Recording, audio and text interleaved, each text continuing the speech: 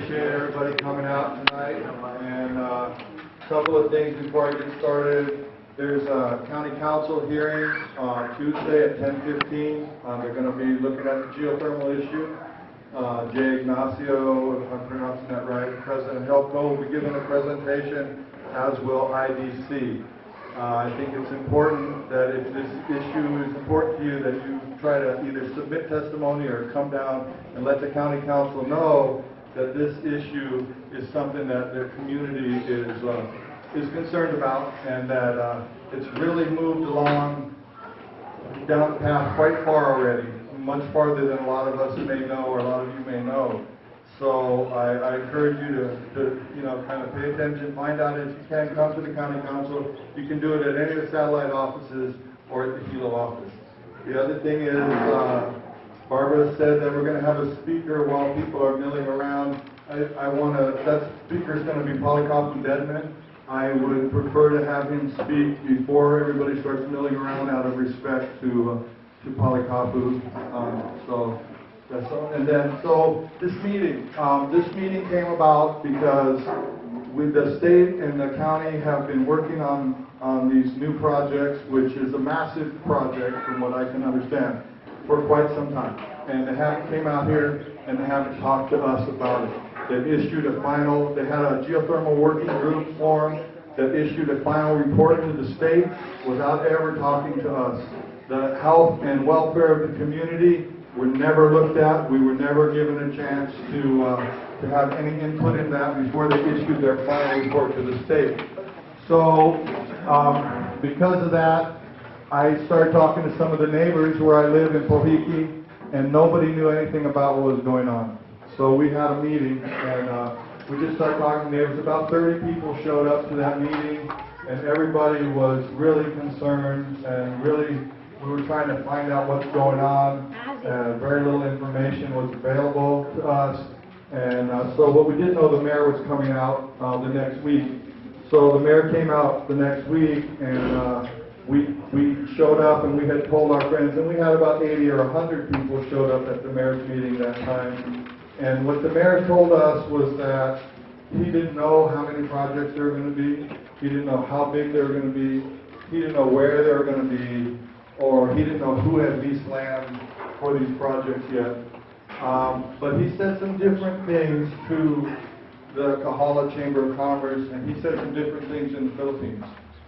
There's some stuff. So he's saying one thing to the developers and another thing to us. And he also promised us a meeting. He's going to bring the state and the developers and these guys out here to talk to us. They haven't done that, so we decided to have our own meeting. This really was just going to be a community meeting for the Pohiki neighborhood. But when people started finding out about it, so many people wanted to know what was going on that we decided to open this meeting up to the public. I'm Robert Petrucci. I lived in Leilani since 1981, which was before the HGPA experimental well started to run, before PGV was built. So I've seen the whole thing, first-hand experience from day one. I don't need to read about it in a book. I don't need to be told, what geothermal is like, or what it is like to live next to geothermal. I know what it's like. And I've sued the state, I've sued the developer, and I've won those lawsuits. I've been arrested for trespassing over there at Stop Open Venting. I won the first necessity defense in the state of Hawaii, arguing that it was a lesser evil to trespass onto that geothermal plant to prevent them from open venting into this community than it was to trespass. The judge agreed with me and found me not guilty.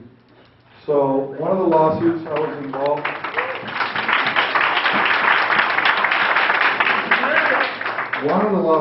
involved with was against the Department of Health. And the things that I see happening now with the state and the county are no different than what I saw in 1981 or way back then. The Department of Health refused to promulgate rules for air emissions from the geothermal development. They said they were going to let the developers develop those rules. And at that time, they were open venting, and the HGPA well was just flowing into the vent, and it was terrible, and everybody was sick. So we sued them, and we lost in Hilo. and then went to the Intermediate Court of Appeals and we lost. So we went to the Hawaii Supreme Court and we won. And that's the only reason that we have Department of Health state air emission regulations on this development now at all. And I'm still not happy with those rules. I'm not happy with the monitoring. I don't think it's done in a way that's transparent and open to the community. So I think we have a long ways to go with that. I could go on and on, but I will hand the mic back, and I will speak one more time at the end. I want to hear what everybody has to say, and I do want to hear what you have to say. You know, I want to hear two things. I want to hear from people that have lived next to this plant and have been impacted. What is it like? Have you been sick? The noise, the light, you know, how's it affected you? And the other thing I want to hear from are people that live on solar, are off-grid. If you have a system that works, if you don't use geothermal, I'd like to hear about your system. I want to hear how well it works. And I also want to hear what the state and the county can do to help you with your system. So, you know, they're gonna give money to the developers. They have what they call a Clean Energy Bank legislation, where they're going to give them low-interest loans. So they fund these things.